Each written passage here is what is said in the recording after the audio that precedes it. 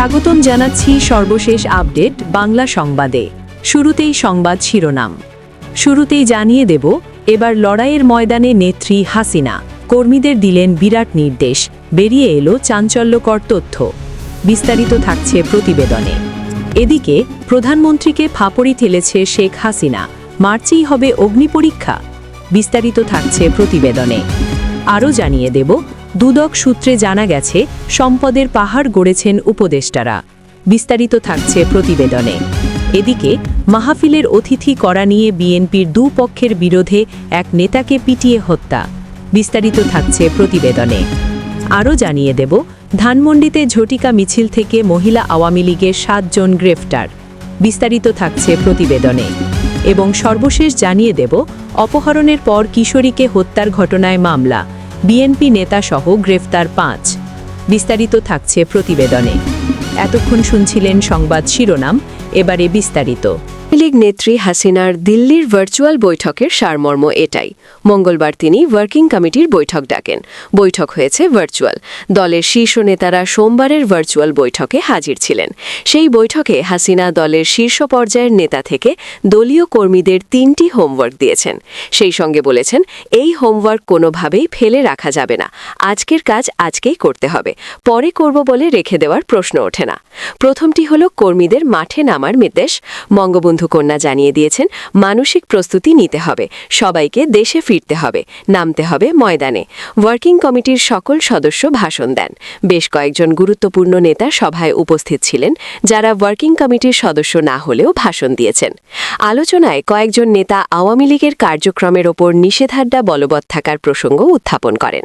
হাসিনা বলেন, ওই নিষেধাজ্ঞা 2টি কারণে অবৈধ। 1, আওয়ামী লীগ এমন কোনো অপরাধ করেনি যে কারণে সন্ত্রাস দমন আইনে তালে কার্যক্রমের ওপর নিষেধাজ্ঞা জারি করা যায়। 2, মোহাম্মদ ইউনূসের অন্তর্বর্তী সরকার ছিল অবৈধ সরকার, সেই সরকারের নির্দেশ কখনোই বৈধ হতে পারে না। এরপরই শেখ হাসিনা বিএনপি সরকারের নাম না করে বলেন, আমরা আশা করব বর্তমান সরকার এই অবৈধ নিষেধাজ্ঞা প্রত্যাহার করবে। যদি না করে, তখন আমরা আমাদের মতো করে সিদ্ধান্ত করব, কর্মসূচি ঘোষণা করব। বৈঠকে নেতারা দেশের পরিস্থিতি নেত্রীর সামনে তুলে ধরেন। যে নেতা যে এলাকার দায়িত্বে আছেন, তিনি সেখানকার পরিস্থিতি নেতৃত্বে জানান। নেতারা বলেন, যে নির্বাচন অনুষ্ঠিত হয়েছে তা একটি প্রহসন মাত্র। এই সময় হাসিনা দেশি বিদেশি পর্যবেক্ষকদের ভূমিকা নিয়ে কটাক্ষ করেন। তিনি বলেন, বেশ কয়েকজন পর্যবেক্ষক বাংলাদেশে দাঁড়িয়ে বলে এসেছেন, খুব ভালো নির্বাচন হয়েছে। তারাই আবার নিজের দেশে ফিরে রিপোর্ট দিয়েছেন, 12 ফেব্রুয়ারি বাংলাদেশের নির্বাচনের নামে এক সাজানো নাটক মঞ্চস্থ হয়েছে। এদিকে প্রধানমন্ত্রীকে ফাঁপড়ে ফেলেছে শেখ হাসিনা, মার্চেই হবে অগ্নিপরীক্ষা। মঙ্গলবার শেখ হাসিনা ভার্চুয়ালি ওয়ার্কিং কমিটির সঙ্গে বৈঠক করেন।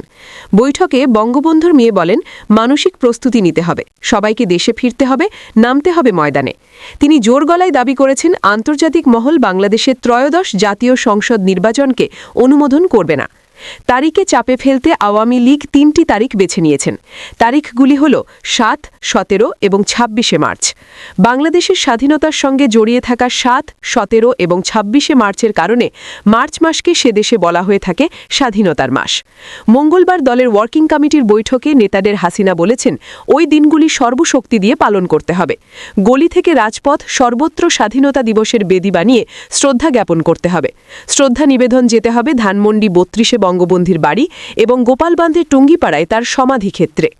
তারেকে ক্ষমতায় বসার পর শেখ হাসিনা হঠাৎ করে কেন বা 3 দিন বেছে নিলেন? কি বার্তা তিনি দিতে চাইছেন? হাসিনা মনে করেন, এই 3 দিনে যদি সকলে একত্রিত হয়ে মাঠে নামেন, তাহলে বঙ্গবন্ধুর ইতিহাস ফিরে আসবে। মার্চ মাসের অন্যতম গুরুত্বপূর্ণ দিন হল 17 মার্চ। ওই দিন হাসিনার পিতা শেখ মুজিবুর রহমানের জন্মদিন। এই দিনটি আওয়ামী লীগের অস্তিত্বের প্রতীক। শেখ হাসিনা চাইছেন, জাতির পিতা জন্মদিন পালন করার অধিকার সবার। এটি বর্তমান সরকারের বার্তা দিলেন নেত্রী। জাতীয় প্রতীককে নিষিদ্ধ করা যাবে না, জাতীয় প্রতীককে নিষিদ্ধ করা যাবে না।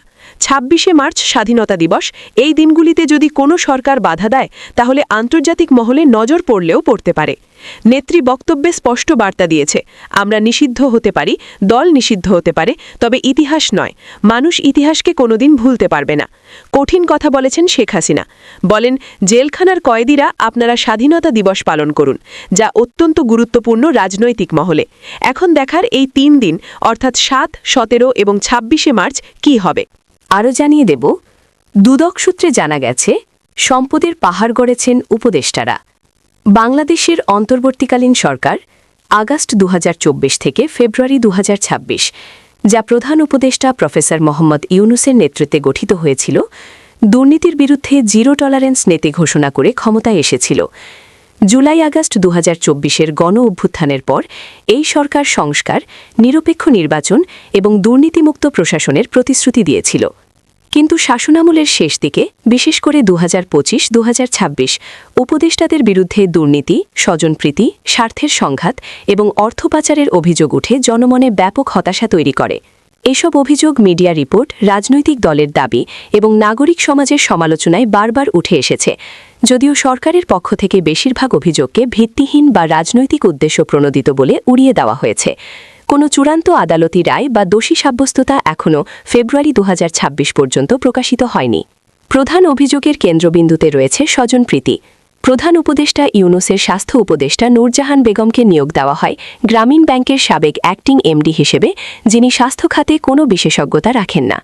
জাতীয় নাগরিক পার্টির এনসিপি নেতা হাসনাত আবদুল্লাহ এটিকে ইউনূসের ভাই ব্রাদার কোটা বলে অভিহিত করেছেন এবং পদত্যাগ ও বেতন ফেরতের দাবি জানিয়েছেন। এছাড়া ইউনূসের ভাগ্নে অপূর্ব জাহাঙ্গীরকে ডেপুটি প্রেস সেক্রেটারি নিয়োগ দেওয়া হয়েছে। গ্রামীণ প্রতিষ্ঠানগুলোকে গ্রামীণ ব্যাংক, গ্রামীণ টেলিকম ২০২৯ পর্যন্ত কর অব্যাহত, সরকারি শেয়ার ২৫% থেকে 10% নামানো, গ্রামীণ ইউনিভার্সিটি অনুমোদন, রপ্তানি লাইসেন্স এবং ডিজিটাল ওয়ালেট অনুমোদন দেওয়ায় স্বার্থের সংঘাতের অভিযোগ উঠেছে। অন্তর্বর্তী সরকারের সময় বাংলাদেশের জনশক্তি নির্গমনের মতো গুরুত্বপূর্ণ খাতটি এক সিন্ডিকেটের চাপে পড়েছিল। এই সিন্ডিকেটের নেতৃত্বে ছিল নোবেলজয়ী ড. মোহাম্মদ ইউনূসের ঘনিষ্ঠ সহচর লামিয়া মুর্শেদ, যিনি বর্তমানে এসটিজি বিষয়ক মুখ্য সমন্বয়ক পদে রয়েছেন। আরও জানিয়ে দেব, ধানমন্ডিতে ঝটিকা মিছিল থেকে মহিলা আওয়ামী লীগের ৭ জন গ্রেপ্তার। রাজধানীর ধানমন্ডিতে ঝটিকা মিছিল থেকে রাজনৈতিক কার্যক্রম নিষিদ্ধ আওয়ামী লীগের অঙ্গ সংগঠন মহিলা আওয়ামী লীগের ৮ জনকে আটক করেছে পুলিশ। শুক্রবার ২৭ ফেব্রুয়ারি সকাল ৬টা–৬:০০ দিকে ধানমন্ডি ৩ নম্বর রোড এলাকা থেকে তাদের গ্রেপ্তার করা হয়। পুলিশের ধানমন্ডি অঞ্চলের জ্যেষ্ঠ সহকারী কমিশনার শাহ মুস্তাফা তারিকুজ্জামান গ্রেপ্তার বিষয়টি নিশ্চিত করেছেন। তিনি বলেন, সকাল ৬:০০ দিকে মুজিব প্রেমিক বাংলার নারীরা ব্যানারে মহিলা আওয়ামী লীগের ২০-২৫ জন নেতাকর্মী মিছিলটি বের করেন। মিছিলকারীরা বিভিন্ন স্লোগান দিয়ে ধানমন্ডি ৩ নম্বর রোড অতিক্রম করছিলেন। এ সময় ধানমন্ডি মডেল থানার পুলিশের টহল দল ঘটনাস্থলে যায়। তারা মহিলা আওয়ামী লীগের ৭ নেতাকর্মীকে আটক করেন, অন্যরা পালিয়ে যান। মিছিলে অংশ নেওয়া মহিলা আওয়ামী লীগের নেতাকর্মীদের আনার কাজে ব্যবহৃত একটি মাইক্রোবাস ঘটনাস্থল থেকে জব্দ করার কথা জানিয়েছে পুলিশ। পুলিশ বলেছে, এই ঘটনায় মাইক্রোবাসের চালককেও আটক করা হয়েছে। পুলিশের ধানমন্ডি অঞ্চলের জ্যেষ্ঠ সহকারী কমিশনার শাহ মুস্তাফা তারিকুজ্জামান বলেন, আটক ব্যক্তিদের বিরুদ্ধে আইনগত ব্যবস্থা প্রক্রিয়াধীন। এদিকে অপহরণের পর কিশোরীকে হত্যার ঘটনায় মামলা, বিএনপি নেতাসহ গ্রেপ্তার ৫। নরসিংদীতে ধর্ষণের বিচার চাওয়ায় বাবার কাছ থেকে অপহরণের পর এক কিশোরীকে হত্যার ঘটনায় ৯ জনকে আসামি করে মামলা করা হয়েছে। গতকাল বৃহস্পতিবার রাতে নিহত কিশোরী মা বাদী হয়ে মাধবদী থানায় মামলাটি করেন। রাতেই মামলার এজাহারভুক্ত ৫ আসামিকে গ্রেপ্তার করেছে পুলিশ। এর মধ্যে ইউনিয়ন বিএনপির এক নেতা ও তার ছেলে রয়েছেন।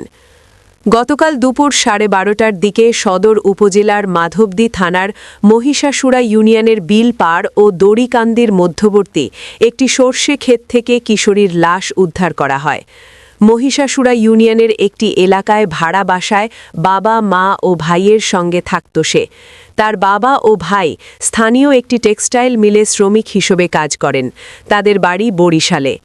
গ্রেপ্তার ব্যক্তিরা হলেন মহিষাসুরা ইউপির ৯ নম্বর ওয়ার্ডের সাবেক সদস্য ও ইউনিয়ন বিএনপির সহ সভাপতি আহমদ আলী দেওয়ান ৬৫, তার ছেলে ইমরান দেওয়ান ৩২ এবং মোহাম্মদ এবাদুল্লাহ ৩৫, আইয়ুব আলী ৩০ এবং মোহাম্মদ গাফফার ৩৭।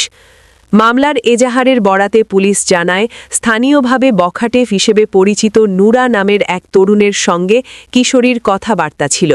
15 দিন আগে নুরার নেতৃত্বে 5-6 জন তরুণ কিশোরীকে তুলে নেয়। তখন তাকে ধর্ষণ করা হয় বলে পরিবারের অভিযোগ। এ ঘটনার বিচারের জন্য কিশোরীর পরিবার মহিষাসুরা ইউনিয়নের 9 নম্বর ওয়ার্ডের সাবেক সদস্য ও ইউনিয়ন বিএনপির সহ-সভাপতি আহমদ আলী দেওয়ানের কাছে যায়। তবে পরিবারটি বিচার পায়নি। সাবেক ইউপি সদস্যকে অভিযোগ করায় নুরা সহ সংশ্লিষ্ট তরুণেরা ক্ষুব্ধ হন।